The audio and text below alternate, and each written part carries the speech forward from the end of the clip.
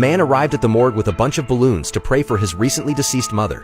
After the attendant left, he stood under the surveillance camera and released the balloons, blocking the lens. Immediately after, he locked the door from the inside. Then he moved a storage cabinet beneath the air vent, pulled out a pre-prepared coin, and used it to unscrew the bolts securing the vent. Carefully, he removed the vent cover, revealing a toy soldier inside the duct. The man quickly pulled out a remote control to operate the toy, but no matter how many times he pressed the buttons, nothing happened.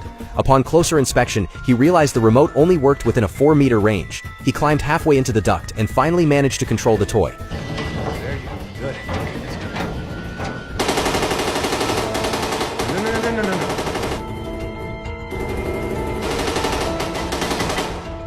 However, the noise from the toy attracted the attention of a staff member on duty. The man panicked. Fortunately, the toy went quiet again and resumed crawling forward.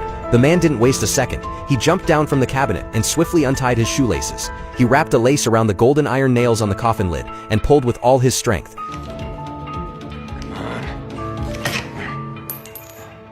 Meanwhile, the staff member, following the sound from the air duct, arrived at the morgue door. She pressed her ear to the door and heard the sound of nails falling inside, which terrified her, and she fled in panic. As the man pulled out the final nail, the shoelace suddenly snapped. With time running out, he had no choice but to remove the nail by hand. Thankfully, it came out easily, and he managed to open the coffin lid. Just then, the door handle turned. The staff member had returned with a colleague for help. Realizing the door wouldn't open, the colleague contacted the surveillance room, but the person there reported the camera was blocked and nothing was visible. He would send the attendant to check it out.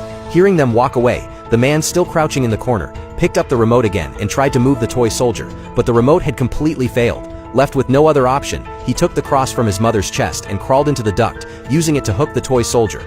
He then yanked on the string attached to the toy and successfully pulled the hidden body into the morgue. By now, the attendant was on his way. The man placed the body inside the coffin, shut the lid, removed his leather shoes, and frantically hammered each iron nail back in. Once the job was done, he reattached the vent cover, moved the storage cabinet back, quickly put on his suit, unlocked the door, and sat down pretending to pray, as if nothing had happened. Just as he was beginning to relax, a phone started ringing from inside the coffin.